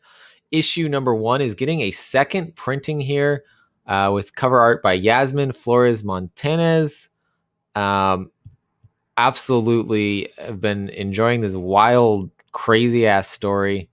I caught up on volume 1 just before this came out, or volume 1 and 2 just before it came out. But there is a kind of a summary at the beginning of this that tells you what happened. So if you didn't read those, you probably could understand what's going on a little bit. And that takes us to issue number 2 of this with Cover art by Anna Weisis. I totally butchered that name, and I will butcher it probably every time. Crazy art on the cover for this. I don't think there's any other covers. Oh, there is a Sue Lee 1 in 15 incentive variant for this. And there is a Eric Pfeiffer 1 in 30 variant for it as well. There was a 1 in 30 and a 1 in 15 for issue number 1 as well as a 1 per store thank you variant. I got the thank you and I got the 1 in 15, but my store got shorted on the 1 in 30, even though they did order 30 copies, so they don't know why. Grim Fairy Tales is on to issue number 51 from Xenoscope. We also have Grim Red Agent Beast of Belgium, one shot. And from Vault Comics, we got Heavy issue number 7. We got a Pegasus. We got a giant serpent. I haven't been reading this, but everyone who's read it has been loving the action that's been going on it. Max Bemis writing, Eric Donovan on the art. There is a cover B as well, but no image art for that. Oni Press, Invader Zim. From Mad Cave, we've got Knights of the Golden Sun, issue number 13. Mark London writing this one. Mauricio Villarreal on the art. And I heard really good things about this when it first started back probably like 3 years ago now. I hadn't heard anything about it in a while. I guess there was a little break in the story, but it's back now. And I guess Mad Cave's starting to appear on Final Order Cutoff. That might be new. But this one, I'm betting. I know Sith was liking Maria Lovette's storytelling with Aeropsyche. So I don't know if you're still listening, Sith. Are you picking up this one? She's got a new one. Porcelain issue number 1. She's writing and drawing this. So we've got a cover A by her. Let's see. Now comes Porcelain. Beryl's life in the desert, living with her aunt and her cat, is relatively simple until the day she finds and enters the dollhouse. Stuck inside an ever-changing mystery house that hunts children and turns them into dolls, Beryl goes on a psychedelic journey where she must face the notion of her own limitations and move past them before she becomes the building's newest prey. A labyrinth of psychologically thrilling experience told in a way that only Maria Lovette can tell it. Cinnamon is coming out, I want to say July, let's see, 21st or 28th, it should be. Let's take a look. It's very soon.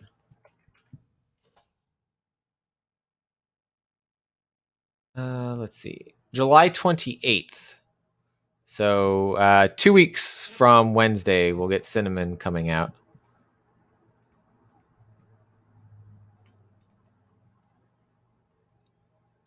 Let's see. We got a cover B here by Casper Wingard with a cat featured on the cover. I love that cover. We've got Yishan Lee cover here. We've got a Tyler Boss cover here. And a Sabine Rich cover here, which looks like it might be homaging the Joker and Harley Quinn. Definitely looks like that's what's going on there. There's a blank cover. There is an FOC 1 in 25 black and white version there as well. So they're bringing out all the stops for this book. Moving on, we've got a one shot from American Mythology Productions, McCandless and Company. Private detectives on 2 different walks of life. Each has their own strengths and weaknesses, habits, opinions, convictions, foibles, virtues, and vices. They're also best friends. Sounds like a interesting detective kind of story going on. Let's see. Porcelain looks cool. Promiscuous time traveler. We've got Monday, Rivers of London, issue number 2 from Titan Comics here. It's a new era in the life of full-time cop and part-time wizard Peter Grant. So this is a Rivers of London story, which I don't know if that was a book or another comic before, but is taking the next chapter in this story here with the Titan Comics version. All you Nightmare Before Christmas fans, we've got Nightmare Before Christmas Mirror Moon issue number 3 here from Tokyo Pop. With no, let's see if there's another cover for that one. It doesn't look like it. And a new one from Artists, Writers, and Artisans, AWA Upshot by Mark Russell, Mike Deodato, and cover art by Raza. We got Not All Robots, issue number 1. In the year 2056, robots have replaced human beings in the workforce. An uneasy coexistence develops between the newly intelligent robots and the 10 billion humans living on Earth. Every human family is assigned a robot upon whom they are completely reliant. What could possibly go wrong? Meet the Walters, a human family whose robot Razorball ominously spends his free time in the garage working on machines, which they're pretty sure are designed to kill them, in this sci-fi satire from Mark Russell and Mike Deodato Jr. This just seems super cool, and I love the homage here that Mike Deodato did on the cover there. Let's see. August is the conception month for American Gothic, so there's several comics paying homage. Okay, nice. Yeah, I'm with you, Phil. I think this is going to be a really cool sci-fi story. 100%. AWA doesn't do ratios usually, and so there's no ratio on this one. Out of Body, issue number 3 from Aftershock Comics. I love this one, which made me realize I don't think I got issue number 2, and I don't know why, so I gotta see where it went, because my shop was supposed to pull it for me. Peter Milligan and Naki Miranda on this one, and I really liked issue number 1, and I wanted to keep reading this one, but for some reason my shop didn't give it to me. I don't know if it just didn't come out last week like it was supposed to, but something's going on there. Oni Press, we got trade paperback volume 1 here for Pax Sampson.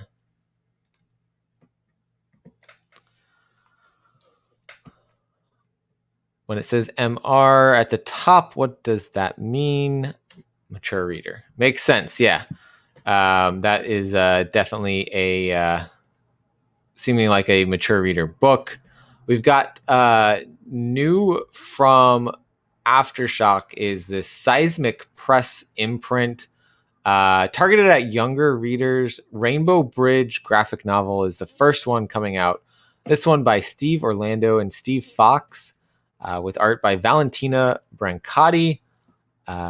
Losing a pet is hard, but what if you could have one last adventure together? I got a feeling this is going to be really sad, but I really want to check this out. I've been enjoying the all ages press kind of books that have been coming out from like Boom. And I think other publishers are starting to see that those are, you're able to tell really good stories without getting into like the dark and the gritty, and people want some of that. So I'm really excited to check this out, this being their first book from the Seismic Press imprint. And this one, there was something I was going to read here. It's published in the category standard size of 6.5 inches by 9.5 inches. This 120-page original graphic novel will resonate with anyone who's ever had to say goodbye to a beloved pet or who has greeted growing up with nervousness and anxiety.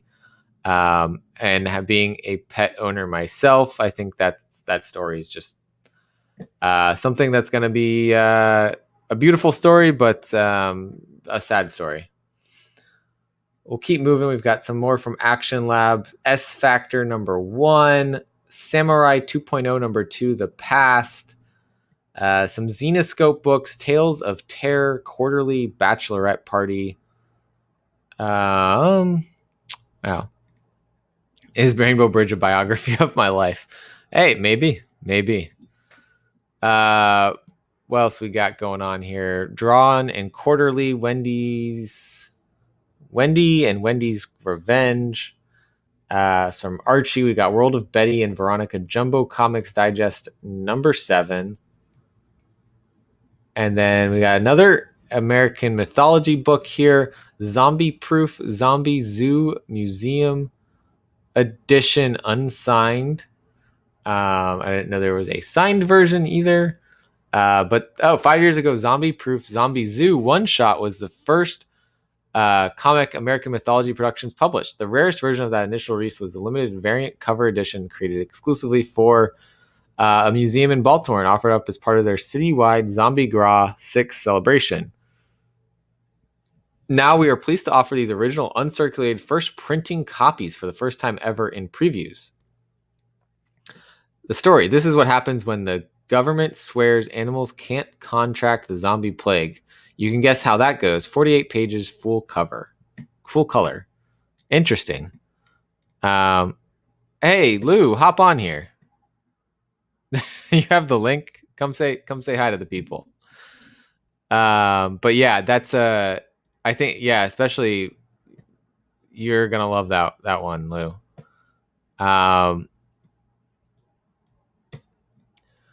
Yeah, that is everything on here. There's a long FOC week, but we were talking, Lou, about what's going on with the cutoffs for Marvel, with everything with Diamond. I'd love to get your perspective on that if you are free to hop on. If not, we'll wrap things up here. But we were talking about it, and it sounds like there may be actually even some confusion on reading the article on my end versus what Kilgore is saying the shops are getting in terms of what's due on Sunday versus what's due on Monday if you're still ordering from Diamond. Or sound off in the chat if you're still hanging out, Lou. But yeah, that is everything there. While we're at it, Dust Pirates Kickstarter. Gonna plug a Kickstarter with you guys real quick. Like I said earlier, we had Tony Gregori on the channel just the other day talking about this. Tony was with us, and as well was Kevin Cuff. We didn't have Bob France, the other writer on this. He wasn't able to make it. But there is there's the link to this. This is a really cool Kickstarter. They've got 6 days left, and they're about 2,600 shy of their goal. These are the guys that wrote Metal Shark Bro, and this Kickstarter is a lot of fun. I've been able to read, I think, the first 21 pages of what's planned to be, I think, 80 pages, and I enjoyed it. It was a great read. Like I've told you guys before, collect what you love. We only bring on people that we think we love the story to talk to them. And so this is one that we absolutely loved and had to talk about because it's a cool idea. We're learning about a kind of different perspective on Atlantis and what else could be going on there. So, no worries, Lou. Dealing with all the orders right now and having tech issues. Not a problem. But yeah, I don't think it affects orders today. So I'll look for that list that you're talking about, Kilgore, and see if I can figure out then for next week what we want to do in terms of the Final Order Cutoff video and everything. So let you guys know. But that's it. That's the last thing I wanted to tell you guys about was this Kickstarter. 6 days left, just 2,000 short of the goal. Awesome project by the people who created Metal Shark Bro that ended up being published by Scout Comics. And this one potentially one day I think will get published, maybe by Scout again, maybe by someone else. But it's great. Not something to miss there.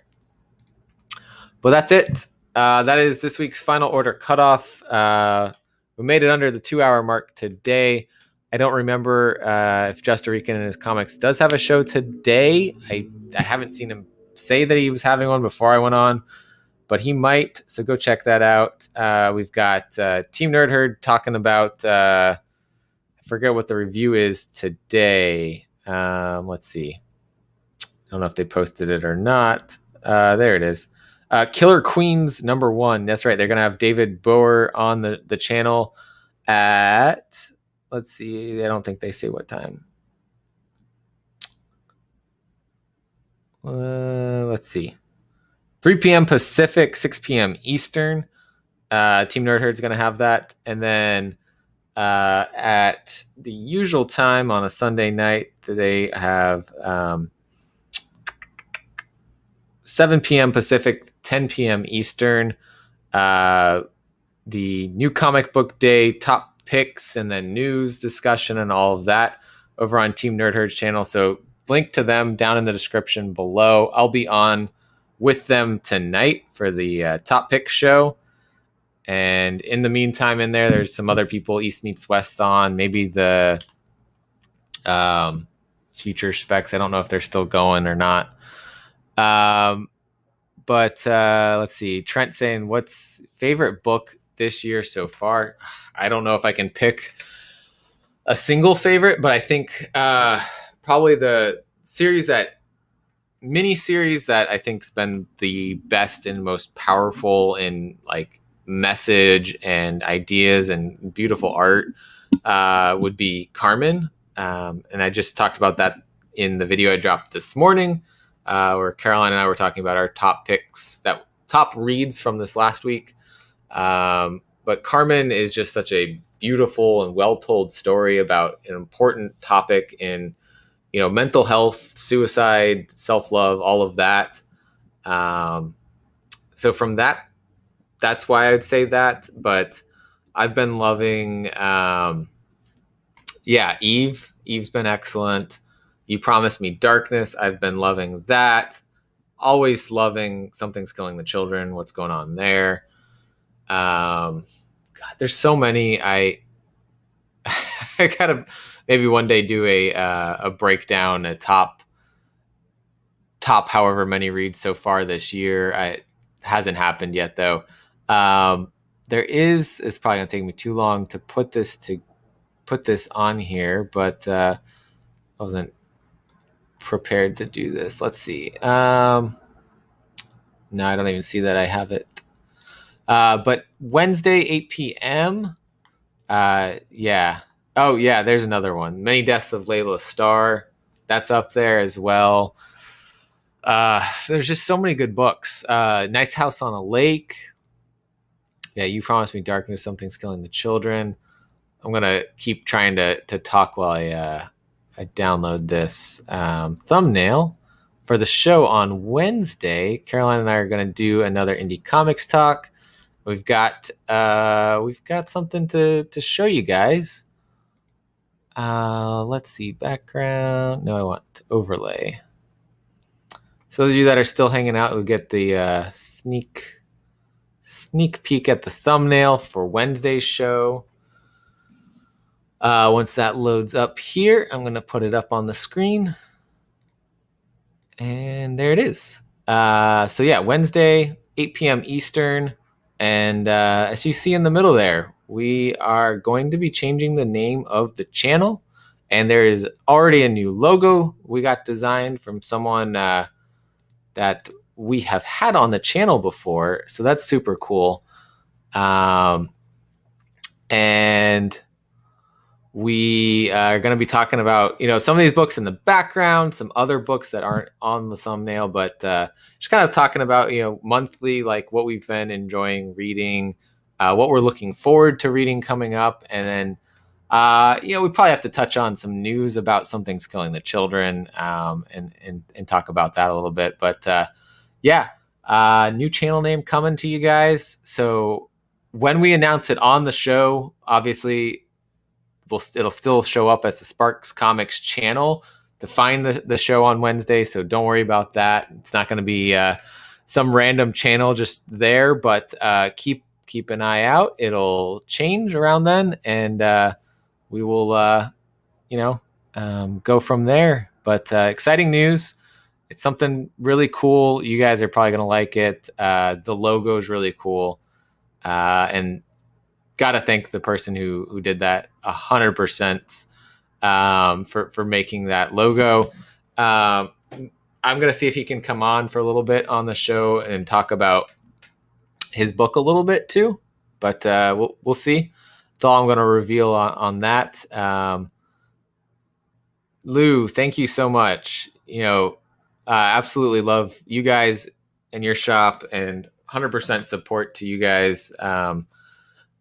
Like I said earlier, guys, if you do need somewhere to order your comics from, these are the people right here. If you don't have a good local comic shop, he's even said on here before, he doesn't ever want to try to take business away from other local shops, because as a local shop owner himself, he knows how the struggle goes. But hit them up if you do need a local comic shop that's a long ways away, but we'll still get you your books within a couple days.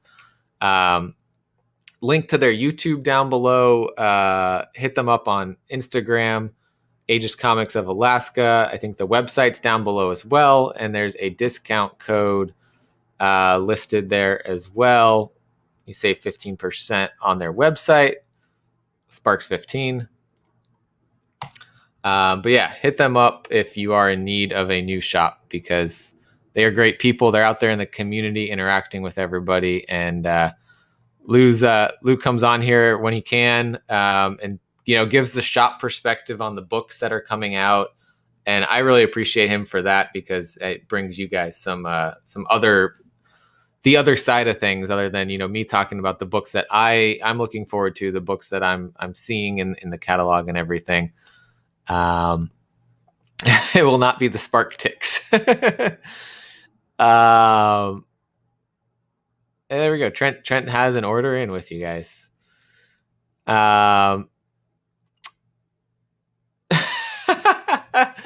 If you saw, I don't know if you caught the first part. Go back and watch the replay of Spine Ticks, and Sith played the clip at the very beginning. So if that Tinkerbell gets you to do it, then I think you're sold. It's very sad to hear what your shop's been doing to you, man. So if they do one more weird thing, there's your outlet.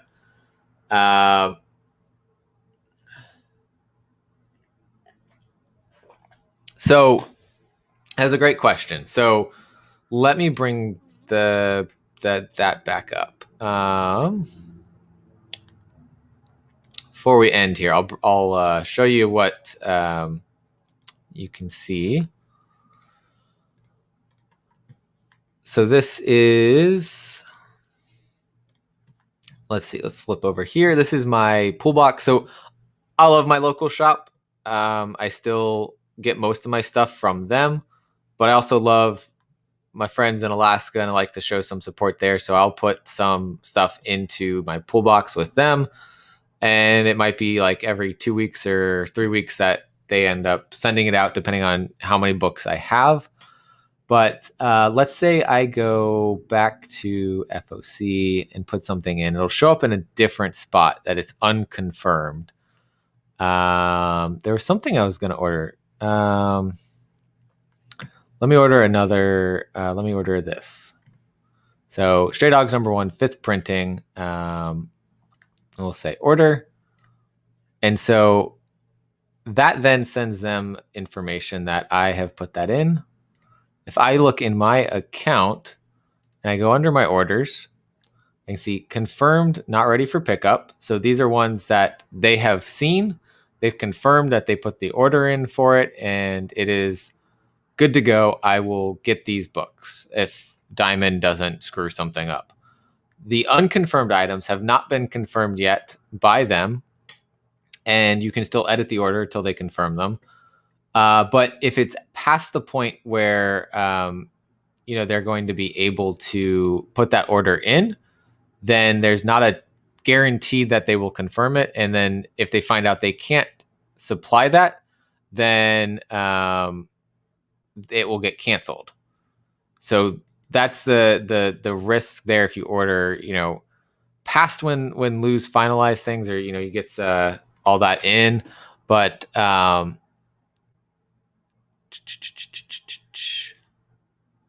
so this would be perfect for you then, actually. So you could, every week you want to order some, a single issue, you could go into Previews World, right? Find you wanted this one. Let's say you wanted, this one. You order just off the issues that you wanted. If you wanted a book on your pull list, you go ahead and hit the subscribe button. Remember, this is you're still got to pay for these books, so it may seem like a fun Amazon shopping cart that you don't have to pay for, but when the books come out, they'll send you the invoice.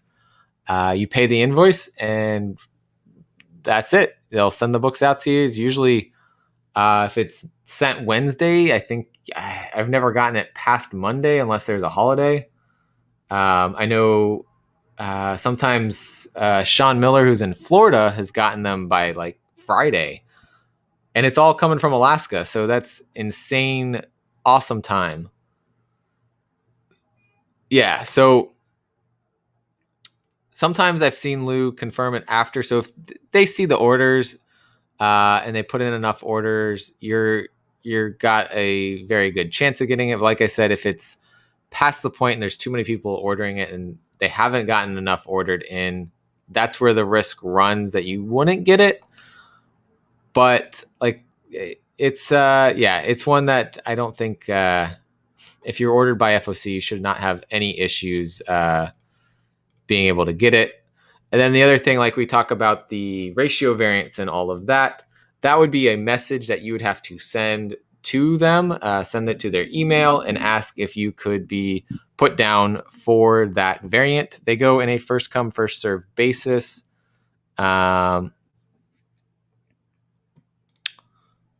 Yes. Yeah, there you go.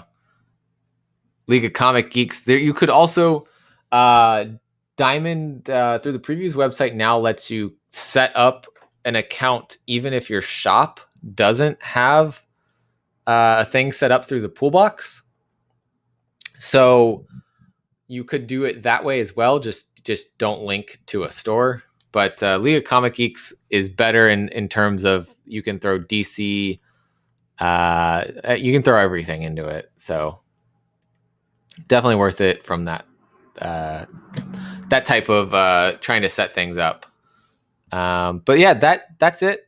If you guys have any other questions, feel free to hit me up on Instagram, or hit Aegis Comics of Alaska up if you're thinking about putting some orders in through them. They have stuff on the website that you can order, and they also have, the pool box option that you can add books or subscribe to books and be able to get them through the pre-orders. And yeah, League shows store exclusives as well. So keep that in mind when you look through there, because you might think, oh, I'm going to get this from my shop. And it's not from your shop. There was somebody I think that must be doing that, because at my shop, they asked them for the It variant for Stray Dogs #5. And they're like, that's not something we could get. That's $150 on eBay. So yeah. All right, now we're over 2 hours, so I am going to wrap it here. Thanks, everybody, for watching. As always, collect what you love. We got more videos coming out for you guys. I'm going to do more previews, catalogs, looks, and I'll see you guys tonight on Team Nerd Herd. Link down in the description for Team Nerd Herd, and I'll see you guys Wednesday for our next live. And let's end it with FOC Woody. Woody.